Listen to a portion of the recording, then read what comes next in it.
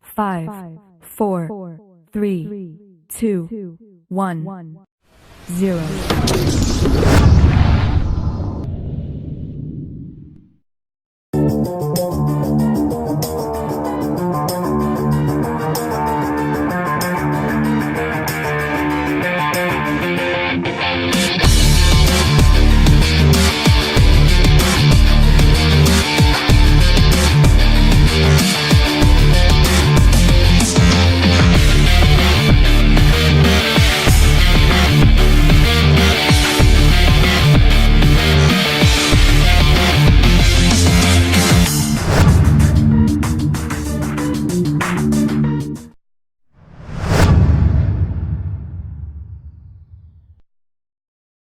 Five, 4, 3, 2, 1, 0.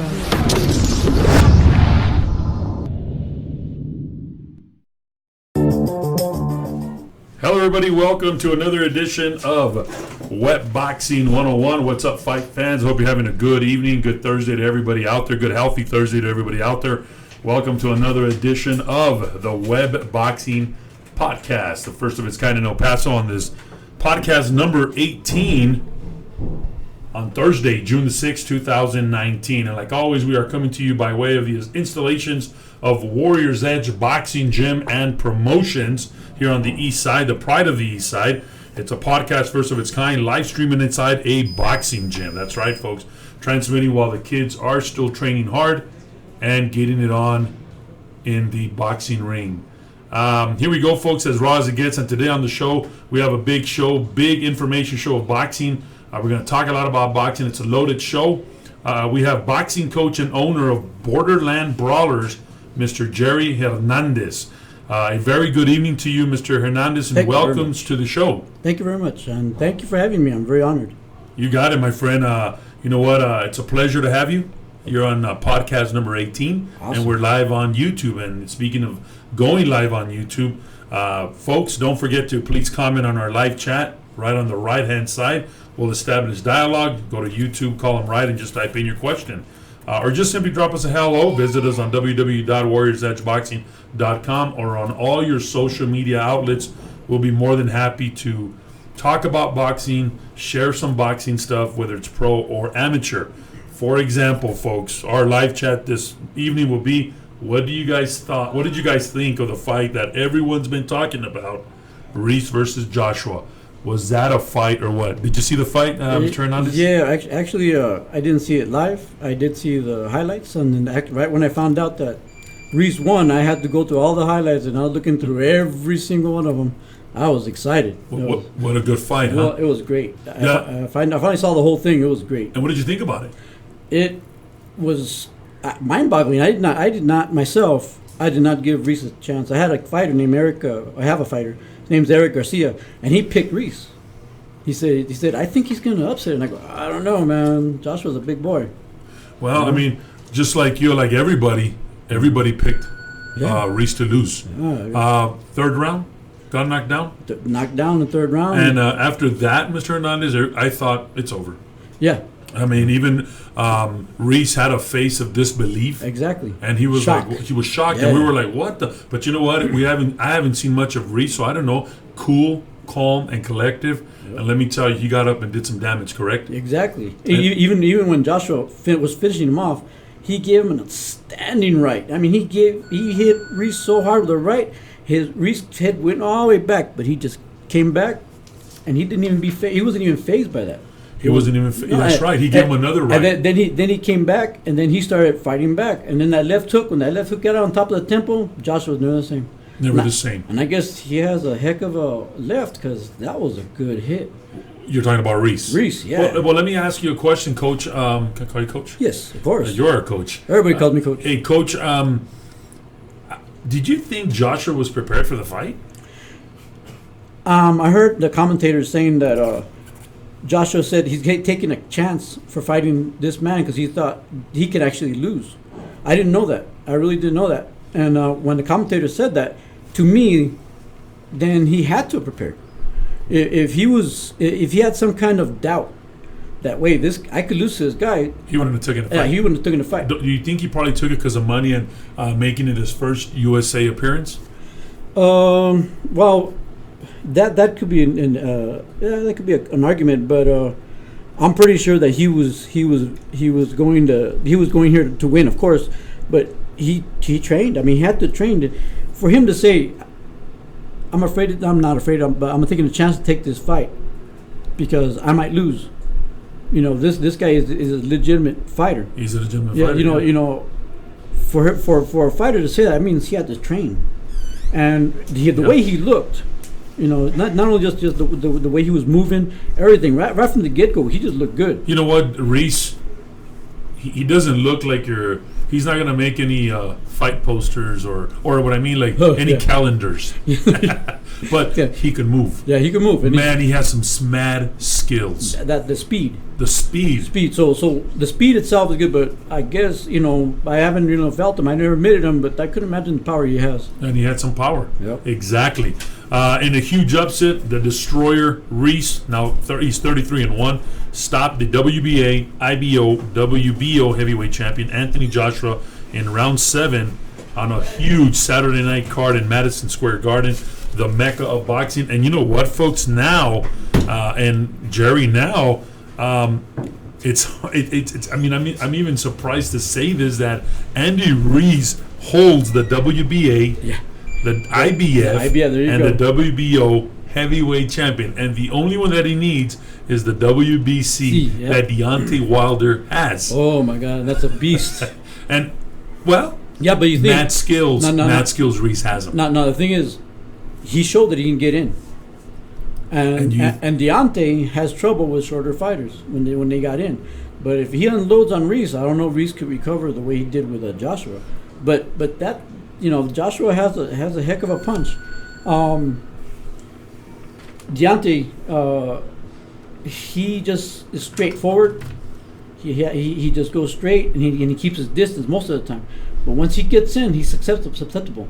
So if Reese can get in, do you think Deontay Wilder is just a wild fighter and he gets lucky? No. You have to have skill. You're a pro fighter. You have to have skill. Okay, you can't take anything away from anybody. If you're getting that ring, even if you're 15 losses and 2 wins, you can't take anything away because you're getting into a ring with another pro fighter. Good point. You know, so you have to have skills. Okay. You have to have some skills. Good point. So he's a marksman. He's a good marksman. He has power and he has a pretty good chin. So I think if Reese can work on the body more and then go up to the top, which he'll do, he has to. He has a legitimate chance. Well, I mean, and now the question lurks now, not even Wilder, but we're talking about Reese. I mean, Reese has the likes of Alexander Povetkin. He can fight him. Oh, yeah. Povetkin. There you go. He can fight Luis Ortiz. He can fight Tom Schwartz. Tom Schwartz is ranked number 8, and he's going to be fighting Tyson Fury here pretty soon. Reese, I think he fought already Joseph Parker, and then Reese can also fight Dylan White, Tyson Fury. I mean, the list is endless on the WBA, IBF, and WBO. But I think the fight that everybody's going to be talking about from now on will be against Deontay Wilder. Yeah. And you know what? Let's not put off Luis Ortiz. Kong, he's going to be fighting Deontay Wilder pretty soon. That a lot of people thought that he shouldn't have taken that fight, but it's a rematch. Yeah. So I think it'll be good for them both fighters to fight. He gave Deontay a hard time. So let me ask you now, Coach. Do you think the fight should be in UK? The Reese versus Jesus Christ, Anthony Joshua? Oh, you know, well, you beat him here, might as well beat him over there. Across the pond. Right? Let's just go across the pond and beat him over there, right? Go. From the last I've heard, Reese wants to fight in Mexico City. Oh, that'd be even better. I mean, I think it's even better if they fight here in El Paso.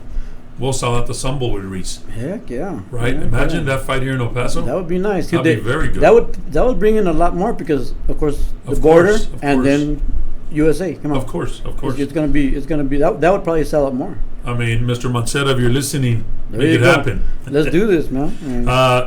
Late sub, and he was a late sub. Reese who entered 6 pounds heavier than its previous fight last month. He showed no ill effects with the extra weight. He looked great after 2 slow rounds. Yeah. Joshua dropped him with a vicious Uppercut and hook. Oh. Reese, however, got up and fired back fiercely. Joshua was saved by the bell. There is a rematch clause, and promoter Eddie Hearn said the rematch will be in England at the end of the year. We will see about that. Yeah. Anthony Joshua, he took it like a man. He did. I think he was very good. He said, I have to take my loss like a man. He didn't blame no one. And he's not blaming anybody. You congratulate him. And he has 6 months to be champion because he's going to have to defend those titles against myself. So Joshua automatically thinks he's going to come back. Reese's victory made him the first boxer of Mexican descent to win a heavyweight world title. He had replaced, as we all know, Baby Miller about 4 weeks into it. Yeah. Of course, Baby Miller, as you all know, folks, got dropped because he failed a drug test and he lied. A variety of substance abuse, banned substance, which in the sports and in future podcasts, folks, I'm going to have a doctor here that we're going to talk about substance like that and what the athlete should be taking or not taking. But during the post-fight news conference, folks, the son of the Mexican immigrants from Imperial, California, said that he will enjoy his upset victory and the celebration to come. Well deserved. Yeah. Reese even got he was on, I believe, Tuesday night on the Jimmy Kimmel show. There you go. And he was soaring up through numerous appearances. Do you know how much he earned, Jerry? No, I don't. He earned $3 million. Wow. $3 million. He's a millionaire. Well deserved. But you know, Right? the next one's gonna be way more. I heard he was going to open a taco stand. Just kidding. Not a taco stand. As long as you don't need his own merchandise. And he said, and speaking of that, Reese said nobody should have underestimated him. Yeah. Never underestimate your opponent. I did. I didn't. In the first place, despite his rotund body type, Yep. 4-inch height disadvantage against a 6'6" Joshua. Monster. The way I look, the extra flab that I carry, now I want to get into real good shape and look like a Mexican Anthony There you next go. time I fight. Reese said that with a laugh about why he was so dismissive of that.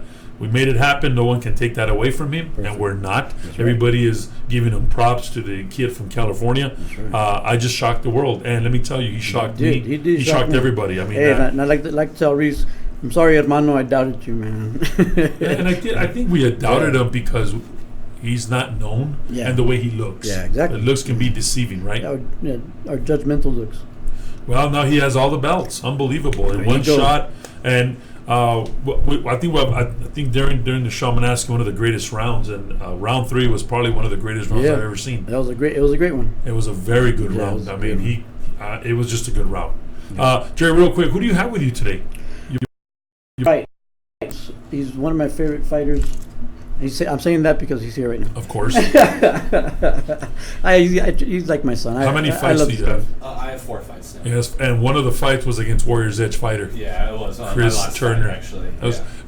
It was a good fight. I mean, you thank did you. good, man. Our kid did good as well. Yeah, he hits really you hard. both I remember competed, that. and I told him, man, when you're going against Jerry and Borderland Brawlers, we got to come prepared.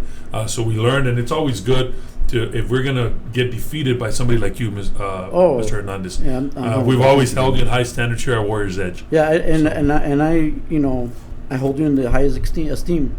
You know, and like I said, I'm grateful that you have me here. You know. You got it, my friend. Anytime, you're always welcome here, and your fighters as well. Yeah, your fighters, you always have good showings. you Yeah, know. well, thank you, man. I mean, we train hard. You know, Yeah, we exactly. train hard. There you go. And we try to be. We try to overcome adversity because there's always adversity when you run a gym. Exactly. You lose fighters and you lose coaches. Yes. And this that was said and not said. So it's always everywhere.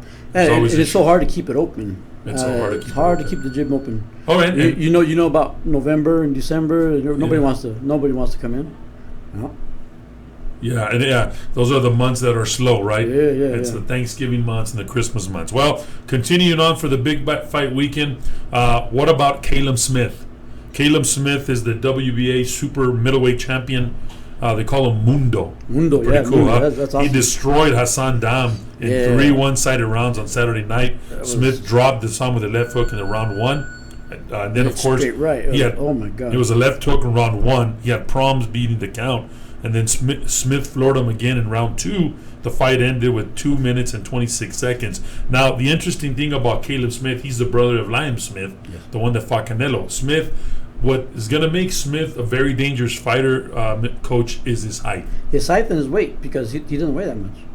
And he's powerful. And he's a natural 160. Super he's a middleweight, right? Well, do you think, he called out Canelo, do you think that's a possible match? I think so. I don't think he's ready for Canelo. Me I neither. don't think so, but Canelo would have some problems with him Yeah. because his reach. And he didn't look that good. Did you see the fight? He didn't look that good, Yeah. but he had power. Yeah, and the thing is, he has a hook. That's a hook. Why? And you know what? The Hassan is an experienced fighter. Yeah. He was a well-seasoned fighter. Well, but like if you get hit and you get rocked, just ask Jacobs what happened. You know, he never recovered. Never recovered. You're right. Well, that was another good undercard. That was a real good fight. And then what I've been excited about is, I call her this, the Triple G of the females, Katie Taylor. Katie Taylor becomes the undisputed female champion in a clash for the undisputed WBA, WBC, IBF, and WBO female lightweight title. Katie Taylor took a controversial, and I'm going to talk about the controversial, majority decision over Delphine Pearson. Pearson constantly pressured Taylor and beat her to the punch all night long.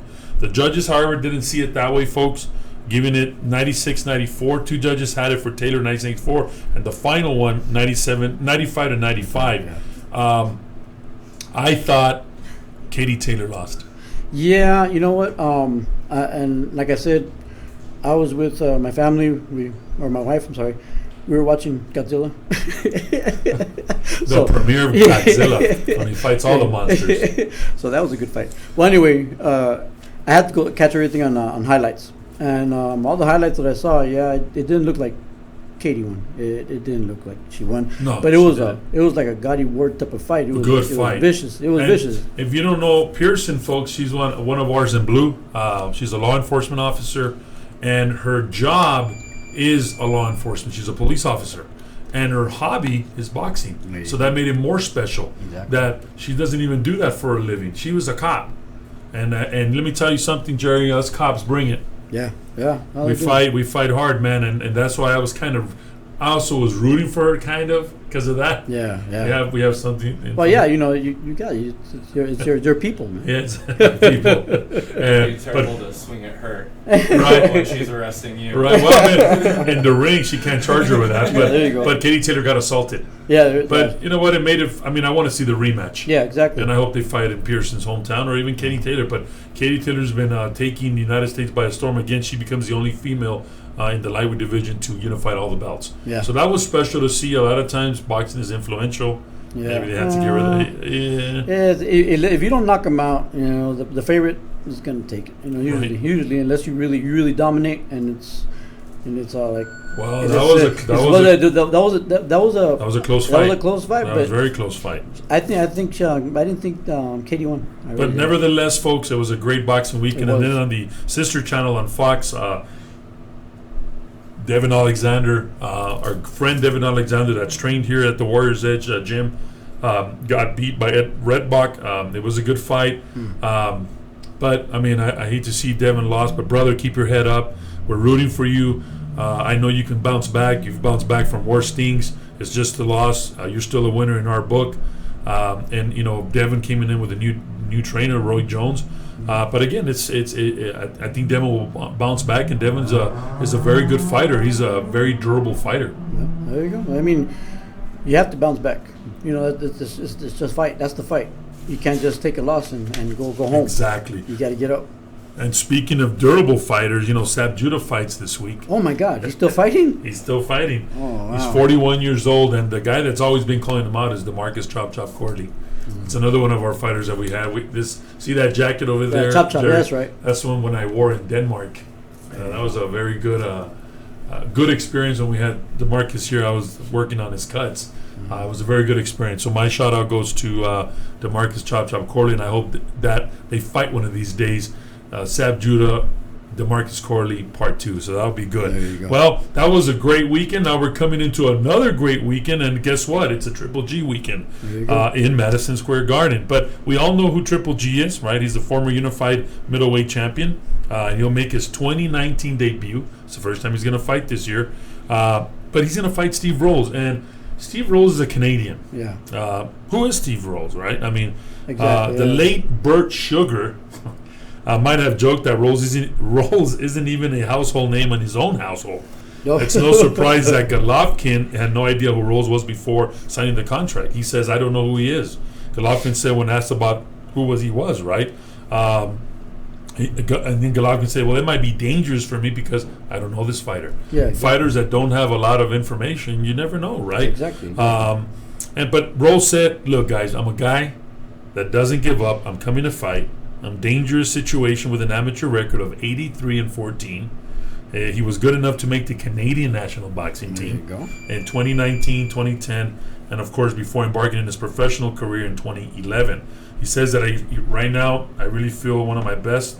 He feels very good, and it's his time to shine. And you know what's motivated him? Reese. There you go. You know, hey, I'm the underdog. Anything can happen. It's my night. So maybe we'll see what big slugfest. What do you think? There you go. You think Triple G will win? Do you like Triple G? I love Triple G. He's one of my favorite fighters. He's one of your favorite fighters. Why is that, Jerry? He's just a beast. You know, when he went against Canelo the first fight, I think he gave him too much respect. But then Canelo took him pretty tough in the second fight, and I have to give kudos to Canelo. Yeah, he beat him. He beat. You know, it was a hell of a fight, and then I was like, okay, I have no excuse. Canelo won. You know, what the heck. And you know what, Jerry? Every time I see Canelo, he gets better. Yeah. Oh, he's good. I don't think nobody can beat him. Yeah, he's stronger, younger. You know, Nobody can beat him. Like what you were saying right now about a fighter, about this guy Rolls. You know, on any given night, any fighter could be dangerous.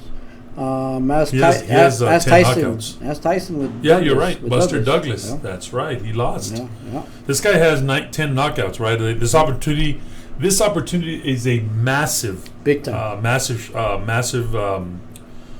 a massive opportunity for him, right? The fight is a chance for Rolls to turn in all of his attention towards himself and his boxing pursuits. His passion for the sport is undeniable, and he admits that he really doesn't know what he'd be doing if it wasn't for boxing. You know that, again, another fighter that this is his passion, but that's not his job. You know what I mean?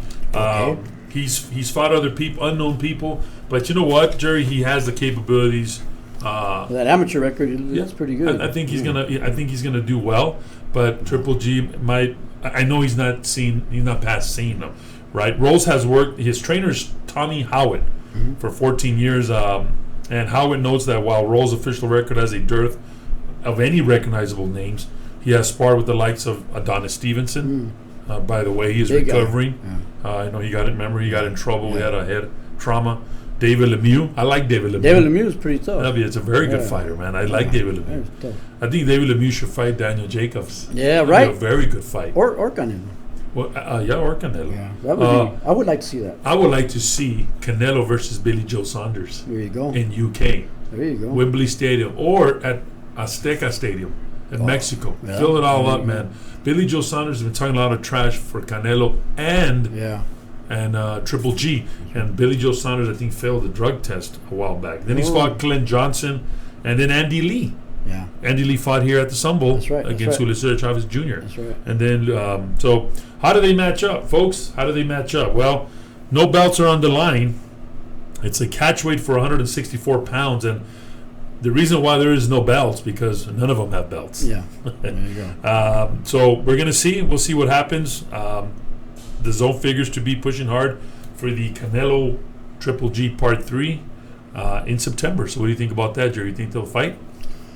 Yeah, I think they will. You think they'll fight? I hope they do anyway. You know, that'd be nice. But you know, Triple G's got something proved now. I mean, he was like reigning champ. No one was even getting close to him. You know, I thought Murray was a good fighter, and then he knocked the heck out of Murray. My God. You know, Murray went over there and took care of business, and Martin Murray. Yeah, he took care of business over there, and oh man, he actually beat Sergio Martinez, but they gave it to Sergio Martinez. Exactly, but Martin Murray beat him. Yeah, That's your favorite fighter. Yeah. Who? That's her favorite Who, fighter. Mary or No. Sergio Martinez? That's, Yeah, man, Murray beat him bad over there, and Yeah, they gave it to and Martinez. they gave it to Martinez, of course. They had this. But you know what? I think, but like we mentioned, there's nobody for Canelo right now, man. No, there's not. Not even the Charlo brothers. No. I don't like both of them. I'm not Overrated. Yeah, you know what? Hate to say it, I kept hearing from him about him, and then when I saw him fight the welterweight, he's pretty good. That's Jamel. And then Charlo, he didn't impress me. And he lost. And he lost. Yeah. I think they rushed into it too fast. They didn't really prepare themselves. Yeah. They had the potential, but they didn't really. They didn't prepare They themselves. just ran in there to try to take on the top Yeah, guys. they're all flamboyant. They like that, all that. But no, they got stopped, and I think he was going to fight Harrison. Harrison dropped the fight because he hurt his ankle. Oh, So Rick, that postponed that fight. So we'll see with this weekend, man. We'll see a big weekend on DAZN, and thank God for live streaming DAZN that they bring us all these major fights, right? Yeah, exactly. That'd be awesome. Also, it's a big weekend, Jerry, in New York. It's the 30th anniversary of the International Boxing Hall of Fame. Oh, wow. It's not a big. Every year, like last year was Eric Morales. Big names were there. This year we don't have bigger names. What I mean by this year not that big names is because they're not household names to the young fan right now. Yeah. But I'll give you two names right now that that's gonna who they are. The Hawk Jackson, Donald Lone Star Cobra, Curie. Donald Curie. Donald Curie. Yeah. And then James Buddy McGirt. Oh, wow, McGirt. McGirt. And if you ever talk, you know who McGirt is, folks? He was the trainer of the late Arturo Gatti. And every time I say Arturo Gatti, I need to give a moment of silence because he is my favorite fighter. Yes. We are making shirts for the anniversary of Gotti War, the trilogy. Rest in peace, my friend. You're the reason why I'm in boxing. Arturo Gatti, rest in peace, warrior. But Buddy McGirt was the African-American coach with the glasses, nice styling glasses. Yeah. And I remember he would tell Gotti, man, you don't have to go out no more, or come on, Gotti, we got to go. And it was blood and guts.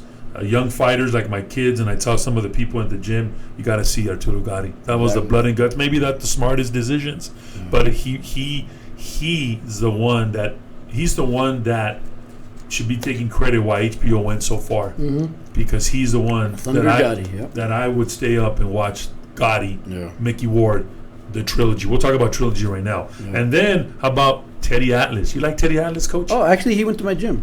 He did. He came and visited my gym. I had him sign an autograph on one of my headgears. What was he doing in El Paso? He was here. Which fight was it? I think it was. I'm trying to figure out what fight it was. Well, we'll talk about that in your questions right now if you remember. Yeah.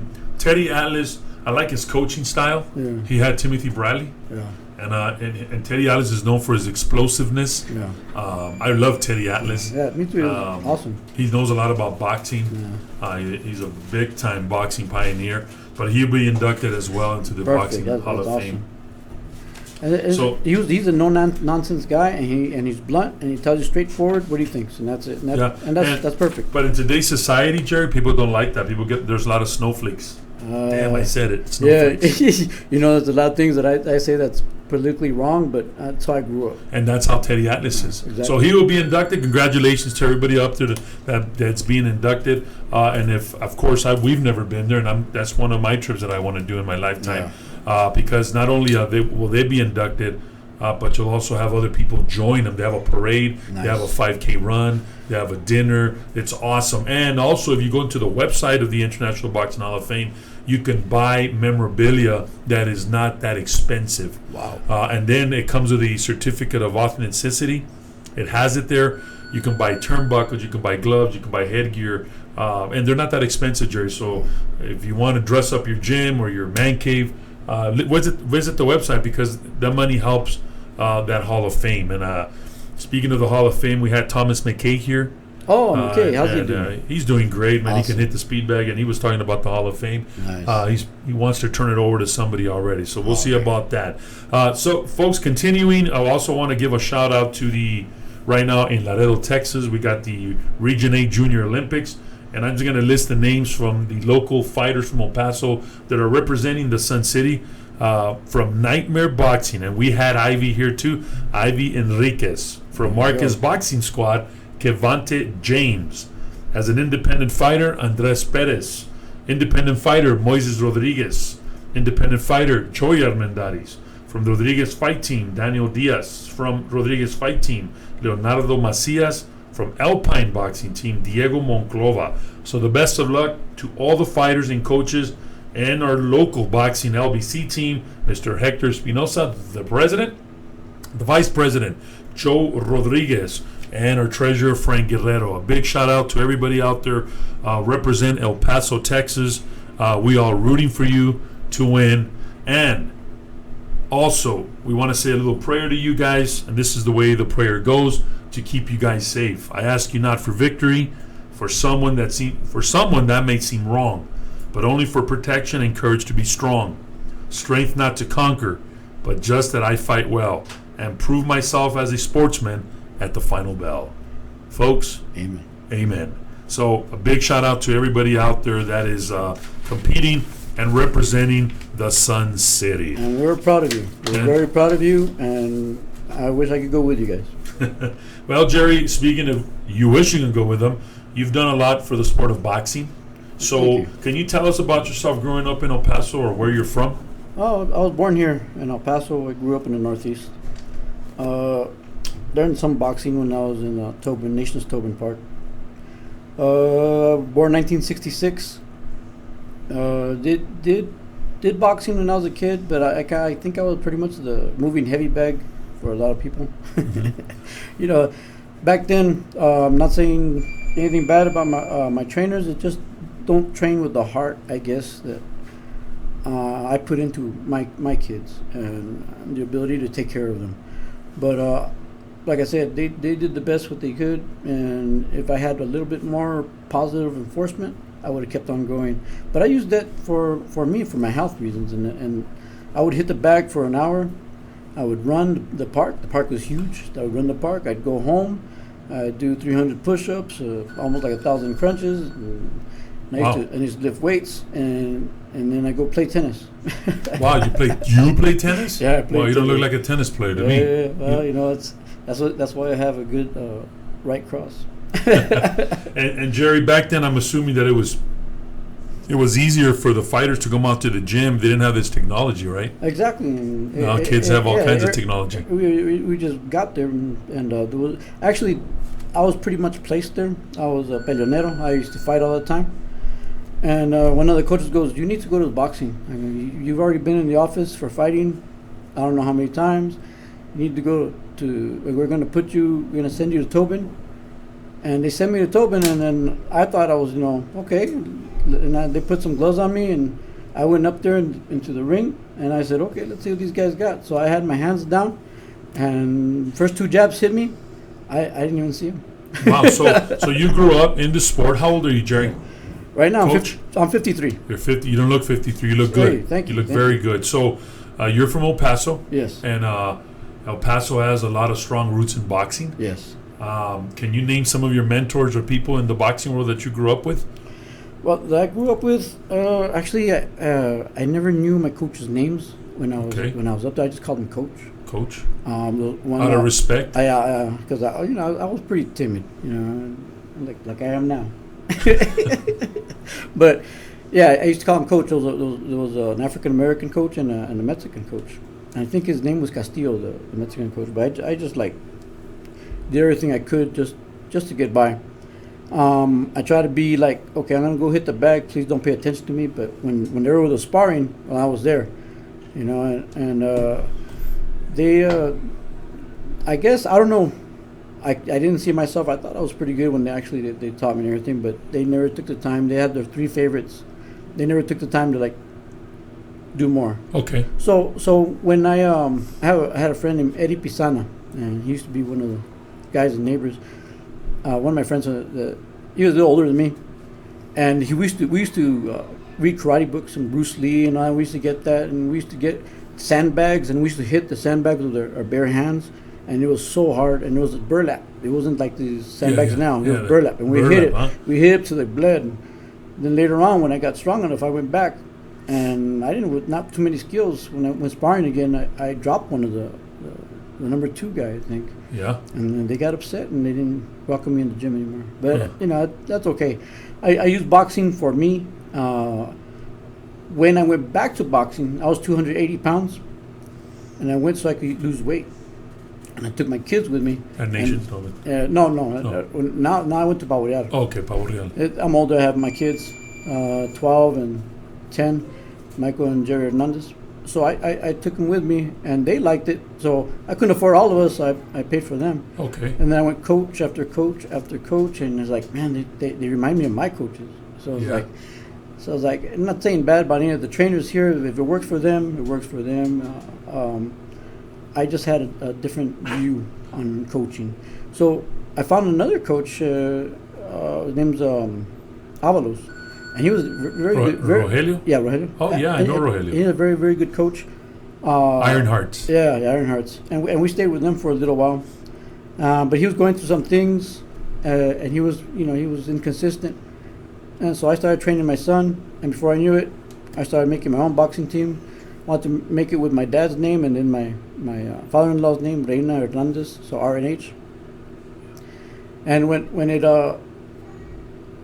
we'd never agreed. My father-in-law and I never agreed. For some reason, we're in the same team, but he kept thinking that I tried to steal fighters out. Your father-in-law was a fighter too. Yeah, his name's Juan Reina. I just made my own team, and my wife and I and my kids were looking for names. We're on the border. Can't be Badlands because that's New Mexico, so we said Borderland. We'll say Borderland. And Okay, then Borderland. that's the way. So that's how BLB originated. Yeah, Borderland. I said Borderland Brawlers. Yeah, Borderland Brawlers. Then my wife said BLB Boxing. Okay, yeah, BLB Boxing. Kind of has a kind of catchy phrase Yeah. catchy tone, right? BLB. I like it. Yeah, because I said Borderland Brawlers and nobody knows how to say it. Everybody says Borderland Brothers. But BLB Boxing is good, and that's my wife's idea. Linda Hernandez, she's the one that came up with BLB Boxing. So BLB Boxing gets created what year? That was 2004. 2004. In 2005, we made it legalized. We got a proprietorship. Good. In 2013, we made it a proprietorship. In a hobby, we just put the name out for bank purposes. Yeah, of and course, everything of course. in 2005. We threw our first shows in a place called Sugar Daddies, which became our sponsors in 2005 and 2006. And you know what, Jerry? We see you. What's so cool about where your gym's at is that it's underground. It's cool. Yeah, It's dark. It's a real boxing gym, and it's in the middle heart of El Paso, Texas, of downtown In the district, heart. in the Yeah, heart. And yeah. I like when you run around and Oh, you see everybody around the area. You see and then your clients are attorneys and regular people with and so that's pretty cool. So we see that on social media. So I find that that's pretty cool, Jerry. Oh, thanks. And I hope and I know BLB is here to stay. Yeah, I pray, God willing, Good, man. So that's how you got originated. That's how you grew up. So is that all you do now? You just devote your time to the gym? Yes, exactly. That's what I'm doing now. I really have no time for a lot of other things. I wish I can get back like they asked me to be an official. I really, to run a business and be the coach and to be the janitor, to try to do all that and then be an official, it's kind of difficult. Okay, so you talked about officials. I guess that's going to take me to my next question. Are you part of the LBC? No. Have you ever been part of the LBC? No, my wife has way back in 2004. In what 5 and 6. capacity? She was one of the chairmen. Chairman. Registration chairman? Registration, yeah. Is that like what Mr. Adams does now? Yes. Oh, okay. She would Wow. help Adams and Vicencio. and all Wow. that. Junior Vicencio was my first guest of honor in my podcast. And Jerry, just to let you know about Mr. And he knows you. Mr. Junior Vicencio knows everybody. Yeah, he's awesome. He's a staple in boxing here in El Paso, and he's been my mentor in boxing. Awesome. Mine too. I've asked Yeah. him questions about this, about that, and really, I'm going to be very honest with you. I've always looked up to him. Even when we opened the gym, I would call him and tell him, hey, what do you think of this? What can I do? Yeah. Junior's been a staple not only for the community of boxing, but for gyms like mine. Yeah. And my successes, I kind of attribute it to him too. Yeah. He's been a good guy. So I found it fitting, Jerry, that my first podcast was him. Yeah, perfect. Yeah. And I want to give a good shout out for Junior too. He made it easy for me when I went to the recreation center, and when you start a team and you have all these people and everything, other people, kind of other coaches and stuff, they kind of like gotta like they don't like it sometimes because there's more competition, I guess. Of course. But he gave me a bell, actually boxing bell. Yeah, He donated for me some gloves. Yeah. Some gloves he got it from Title. He got it like whole kit. He donated gloves. He donated medicine balls. He donated some speed bags. He donated. It came from Title, and I was so grateful. Yeah. And you know what he taught me? In what he taught me is be generous. That's what he taught me. Nice. And that's what. And I think that's why I'm still here, because I'm generous with my teachings. I'm generous with the people.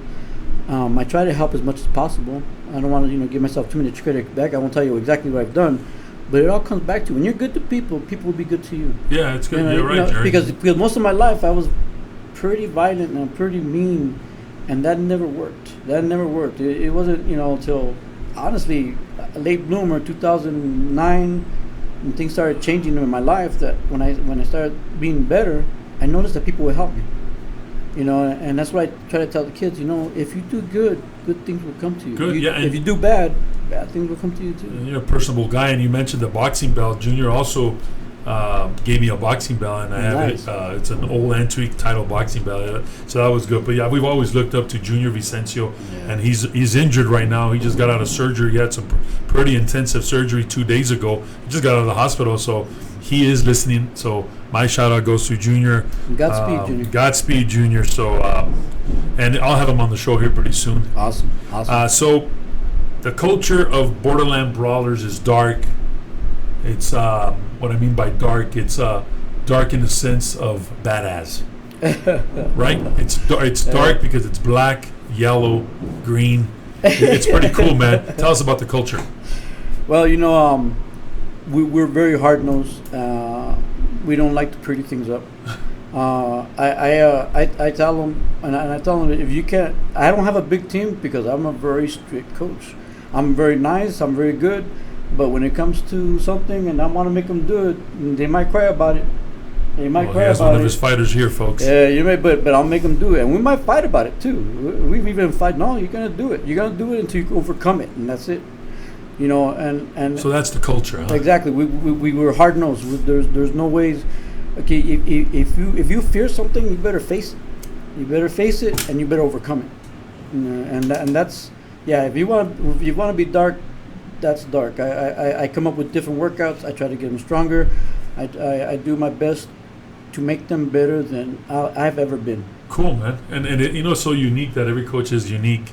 It's different. I mean, we've had other coaches here too, but that's cool. Anything else, Ray? The culture? Were you going to say something? I didn't mean to interrupt. Oh no. Just that's it. If you think it's dark, it's a beautiful darkness. And that's what I meant. I meant in a good way, like badass. Yeah, you know what I mean? And I'll be the first one to say my fighters are very badass. No, I have some good guys. Do you want to give a shout out to anybody special of your gyms? Is people listening to you right now on the podcast? Yeah, Daniel Wright here, Aaron Cohen, Macizo Ferman in Juarez. So I help every once in a while from pro. Everybody in the gym. I'll miss some names if I go down the line, but everybody out there. My wife, Linda Hernandez, who gave me the confidence to say, hey, you're the best coach that I've ever seen. And then I go, no, I'm not. And then later on, in a couple of years, I say, you know what? I am the best coach I've ever seen. No, I'm just kidding. But, I have the confidence. But then you got to go back and say, man, babe, you're the best cook I've ever had. There you go. And she gave me all that. And also, Guillermo Galarza, he owns the Lions Den Gym. He came in. He cleaned the house. He changed the Extreme Fitness into Lions Den Gym. Is that the one on top? Yeah, and he's been like a brother to me. Guillermo, thank you for everything. Thank you for your patience, because sometimes rent's kind of slow. Good. And he's a very good guy, and he's helped me out a lot of times. And well, Jerry, and I just want to tell you also that anything you need from us, you let us know if we can help you. Because you know what, you might say, well, wait a minute, you're a boxer, you're our no, we're not. No. We're all in this together. We're family. We're family. For me and my wife, there's competition is on the rings. Mm-hmm. But as far as this and the podcast and announcing and you guys, whatever you need, if Warriors Jets can help you, we're here to help you, man. I'm serious. There you go. You got it, my friend. So That's cool. You know, the culture's there, and your wife, of course, has always been there by your side. Besides your gym, Jerry, do you have any other boxing ventures? I have a patent that I'm making. I really can't go too much in depth to it, but I dream big. I dream really big. When I mean I dream big, in 2015 I said I was going to train pros, and in 2015 I'm pretty much in my infancy stage in training pros. And I've already, been to Philadelphia, been to Arizona, Cool. been to Fresno, helping my good friend Louis Burke. Another good boxing Another guy. really good guy. Good shout out for him. Thank you for I learned from him too. And real quick, Jerry, just to let you know on YouTube that it's recorded on YouTube. Yes. So you can have it. People listen to it tomorrow. It's recorded, so it'll stay there if they want to listen to the podcast. Can I share it on my Facebook? Yes, Awesome. of course. And speaking of that, I want to also people at the Border Patrol sector in Sierra Blanca, George Gomez, and everybody out there listening to the podcast, Jory Mendades, when they're doing their reports, and there's some downtime, they listen to my podcast. So shout out to all the men and women of law enforcement that work our checkpoints. You're doing a good job, and stay safe. All right, so Jerry, so we mentioned that you're not involved with the local boxing commission right now. In the past podcast, Jerry, we have talked about the LBC, USA Boxing, the boxing shows, and the fact that there's not enough shows here in El Paso. Why do you think that we don't have as many shows as other comparable cities like Houston, Albuquerque? Why do you think that's the case? Well,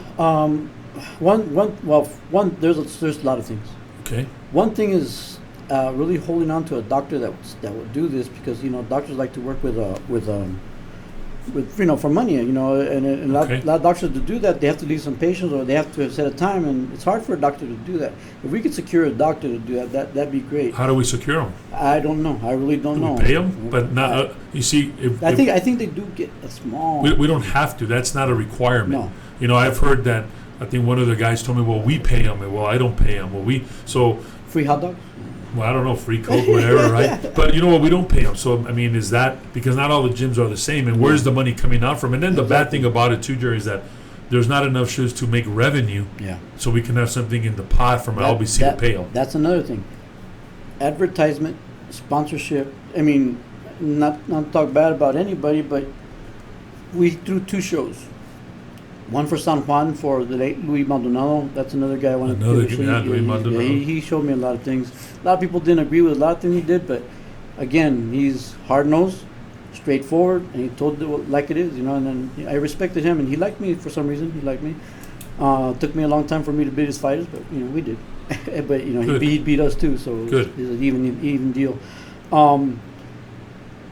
Advertising, sponsoring, it is something. When we through our shows, my wife would do the footwork. She would go to Khalil, she would Budweiser. She would go to this and that. She would go and she would be one heck of a representative for the boxing community. When she was in the LBC. Yeah, when she was in the LBC. And our 2 fights that we had were very, very successful. We got the word out, and she was able to get free advertisement from K-Tip and K-Fox, and she did it for the kids. She did it, and we need someone that's going to do legwork to go do that. Do you think, Jerry, that it's maybe they should invent? I don't say event. They should allocate a position for event organizer, promoter. Yeah, and just give it and go to every single media and look for sponsors. Lawyers would like to see their name up there. Lawyers. And you know what? I know we've talked that there's not enough support in El Paso, but I think if we do the legwork, there is. Yeah, there is. You see, the Golden Gloves happen. The boxing community, they know about it, but everybody else in El Paso, they don't know about it. They're saying, "Oh yeah, where's the Golden Gloves? You ever heard about it?" No, well, Golden Gloves used to be big. Yeah, big time. I mean, and it's been dwindling down. But you know what? And you know what? I think it goes down to also the venues, man. We don't have enough. We have the venues, but they want to charge an arm and a leg. Yeah. And it's hard, but I think, again, it's real frustrating. But we all got to put our part into it. Yeah. Now there's a thing that I'm working on little by little. I'm hoping to get a venue. I'm hoping to get I got some things that I'm gonna do. But if I can help the LBC, I'm gonna do my best to help it. I can't be an official because I really don't have the time. But I'm gonna try to get a permanent venue for fights. And if we could do that, What a great idea. if we could do that, and we can coexist with maybe a restaurant, a bar, Good. or another company. If we can do that, then we don't have to go to anybody else to get the ring, anybody else to get, to try to do anything. None of the doctors, they're gonna have a good time when they're in a bar. Good. You know? If I'm gonna try to do that my best. Actually, it might take a few months, but that's my key. That's what I want to do. I want to do that for not just my fighters, but for everybody. For you, who am I gonna fight if you don't show up? And you just said it. Help the LBC. Yeah, help the LBC. I mean, I know we sit here and everybody's, well, they don't do enough. I mean, no, but look, we all got to do it. We all got to do it. It's a volunteer position. Yeah, exactly. And they do a lot of work. Exactly. I mean, they do. I mean, to be what Herman's doing, to be what Hector and also Adams, Rodriguez, to do all that, it takes a lot of their time. But we also got to put that. You know what? They also gotta understand that you can't please everybody in this world. No, exactly. And when you're in those positions, if you understand, when you're in those high positions, when you're an owner, when you're a vice president, when you're a president, you're always going to be the DIC, always. Yeah. You're going to be the unfavorable guy all the time. If you know how to realize that and take it, because if you don't, you'll take it personally. Exactly. We're not. If you're going to make these decisions, not going to please everybody. Yeah. But a lot of times, maybe, I don't know, people will take it personal and then they take everything out of content. Yeah, I've been there. Yeah, you just can't please everybody. But if you're not understanding that, if you're a gym owner and you say lights off at 9 o'clock and people don't like that, well, don't take it personal. But I'm the boss. Yeah, that's exactly. You know what I mean? So, wow. So we're looking forward to that. All right. So and right now I want to talk to all the trainers out there, all the coaches, all the owners of the gyms. Be grateful. Be grateful for these volunteers because they don't have to do it.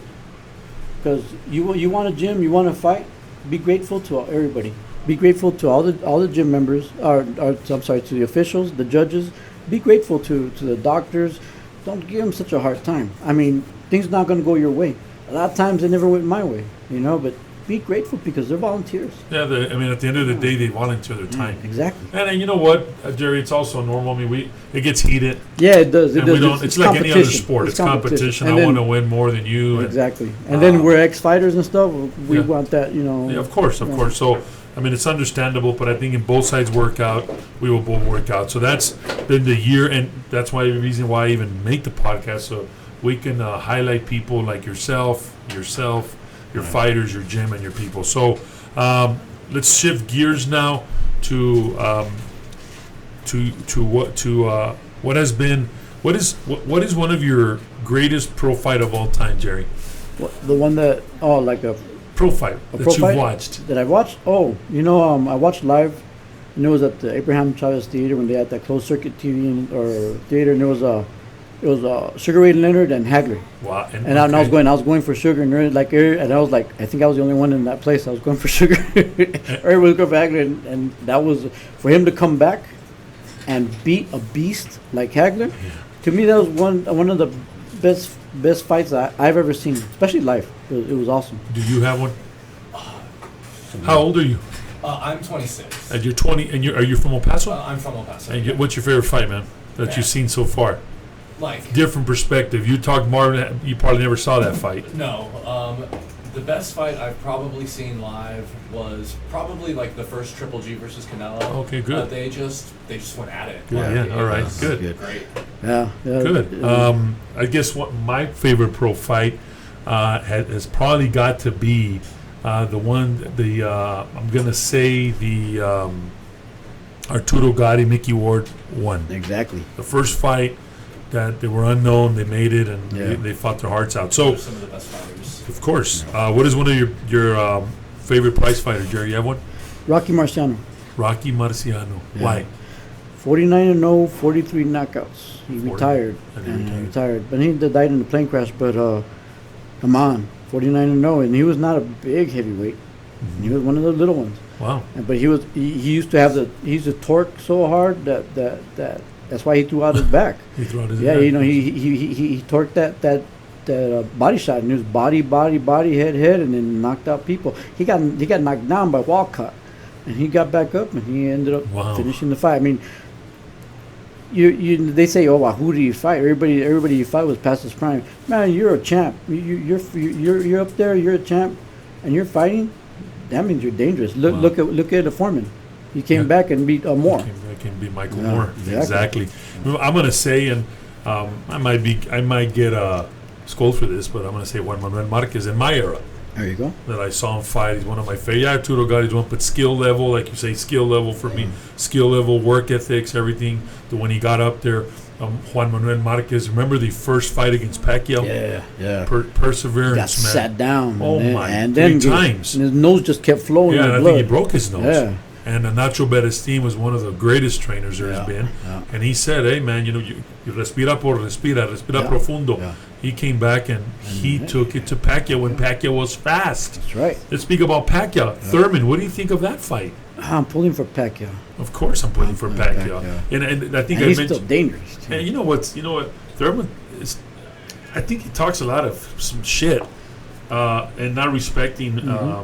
not respecting Pacquiao, you know. Well, look, he did really good with Danny Garcia, but I think Pacquiao has a little bit more. I'm pretty sure.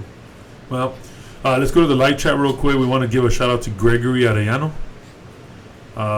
Gabby Medina, Sergio Colazo, and Jesse R. How you guys doing? Giving you some thumbs up there. Awesome. So yeah, I mean Thurman Pacquiao's coming up. It's going to be an interesting fight. Pacquiao's at 42, 43, he's something like that. something. He's up there. I mean, he's early 40s, but Like he me, says 40 he. something. But speaking about Marquez and Pacquiao can move. He has lateral movement and all that. And I think he's going to give Thurman a run for his money. I really That's do, right. and I hope he beats him. I hope he knocks him out, actually. Greatest round of all time, Jerry. And you said Gotti Ward 9. That was to Or me the 10th round. Nine. Ninth Nine. round, okay. Ninth round when Gotti sat down by a liver shot. Got back up. Man, you know that referee could have stopped that fight at any time, and he wouldn't have gotten any flack. Was for it Eddie Snow? Yeah, I don't know. I'm not sure. And he but passed away already. yeah, he could have stopped that fight at any time, but he let him fight, and thank God he did. I'm Because- sorry. Were you talking about fight 1, 2, or 3? 1. Okay, no, it was the other referee. It was not Eddie Snow. Okay, tell me about it. Yeah, well, he got sat down.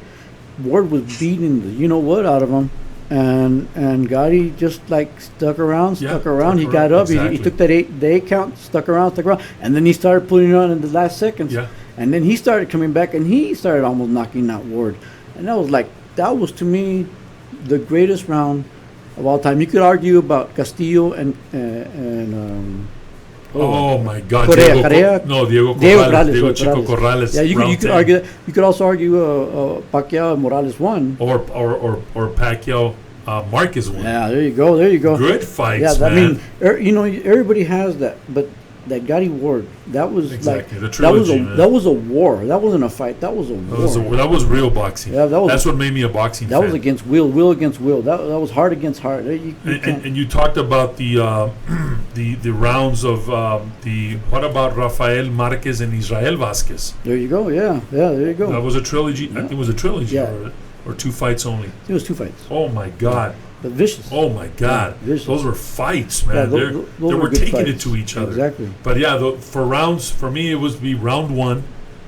Juan Manuel Marquez, Pacquiao, fight 1. There you go. That was when Marquez got knocked down 3 times. that was awesome. And let me tell you, man, I train officers, and I actually show that round Yeah. to motivate the officers that, you know what, it doesn't matter when you fall like that, you get up You get up. and you get up because it's a calling. Just Yeah. like in our job, it's a calling to be a fighter as well. Exactly. And Marquez showed resilience, dedication, motivation, guts, balls to get up There you and, go. and beat them and nearly knock down the machine. Exactly. Because Pacquiao's a machine. In the live chat, Eddie Salazar just said Manny Pacquiao. So, yeah, a lot of people are rooting for Manny Pacquiao. Of course, yeah. A lot of people. Yeah, because he don't talk crap. He does. Like he's- Triple G. Yeah, exactly. He's Real humble. and he gets the job done. Yeah. Let's speaking about round or fight of the year as well. What about Timothy Bradley versus Ruslan Provocative, the Siberian Oh my Rocky. gosh! I thought Timothy lost that one when Ruslan knocked him down. Did you see that? Oh He knocked my him out gosh! twice. Yeah. And Joel Garcia, was it Joel Garcia? What's his coach's name? Timothy Bradley. I think it was Joel. I don't want to say Joel Garcia or Joel, the guy with the glass. Well, he was telling him, Yeah. you need to do not fight with this guy. I'm going to stop the fight, Timothy. I'm going to stop the Yeah, fight. exactly. That was And- beautiful. He made him box him. And Yeah. he didn't. He boxed him, Yep. but he was in trouble in Yeah, the yeah. last round. Big time. And the Siberian Rocky took it to him. But we can argue also as the round Yeah. and the fight. Exactly. What a fight! And I miss fights like that. Yeah, And this exactly. past Saturday, that was round 3. That was it. I think that was a good fight. That It kind was of it. brought boxing back into perspective. Yep. Hopefully, it brought fans in. But if you see these big Mexican fights, not only Mexican fighters fighting, Yeah. but it was just the fights, the likes of Arturo Gatti, Mickey Ward, Juan Manuel Marquez, Rafael Marquez versus Israel Vasquez, Morales versus Pacquiao, Barrera versus Morales. Yeah. Those were interesting fights Those too. Vicious fights. yeah. Remember the Joseph Diaz, the baby bull from Houston? Yeah, against yeah. Juan Manuel Well, Marquez. that was good. I fight, thought too. Marquez Marquez was Diaz going to was lose. winning Yeah, he was winning. until boom, knocked Marcus, him down. again, the technician. He's an Yep. extraordinary counter puncher. Counter-puncher, yep. I mean, that's what Marcus has. Yep. And coach, I hope you're coaching kids to counter punch. Yeah, oh yeah, they will. They do. So that was great. What training advice can you give kids, man, moving up in the boxing world? Discipline. Keep discipline. Whether it Discipline, be huh? diet, whether it be your guard, whether it be your footwork, keep discipline. Bruce Lee said it, and I can't find it anywhere, but I saw it in one of the magazines. Treat the fight as a living, breathing animal. Now, what he meant by that is that you're going to train and you're going to be 100%. But when it comes down to the fight, if something's wrong, you have to overcome. You have to overcome everything. And when you overcome the sweat in your eyes, the pulled muscle, the humidity, the slippery canvas, when you overcome the dryness, the elevation, when you overcome your opponent's speed, discipline overcomes everything. Wow. Good, man. That's what great advice by the great Gerardo Hernandez. Oh, great. Thanks. I appreciate Coach, it's been a pleasure to have you, man. Really you very has. much. It's been very interesting. It's been surreal for us to have you here. Oh, wow. And Thank you. everything Appreciate it. that you've done here in the sport of boxing in El Paso, Texas. So it's been a pleasure, Coach. Thank you, Coach. Thank you. Thank you, my friend, for joining us here at the Warriors Edge Boxing Gym Promotions Facility. Folks, it's been an honor to have the coach. It's been an honor to have all of you guys here today on the podcast. And don't forget, we have them recorded. This is episode number 18. Thank you for all your wonderful wishes. Yes, sir. Can I have another shout out to my Of course. son, Jerry Hernandez, Michael Hernandez, and Miranda, my daughter? Yeah. Love you all. Good. Anything else? Any last words besides that? God bless all of you. And Good. Stay safe. Good. And folks, we're going to end the show now. I thank you, everybody. Stay safe. But I want to give a shout out to two of my closest friends of mine that are going through some challenging times right now.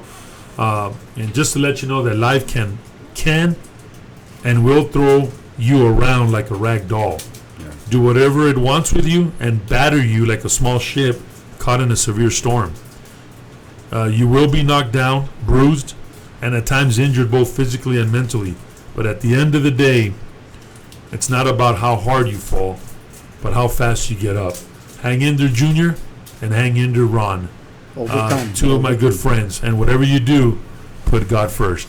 This has been episode number 18, folks. I want to thank everybody. Have a great evening. And stay focused, stay tuned, and have a great week. We're out. All right.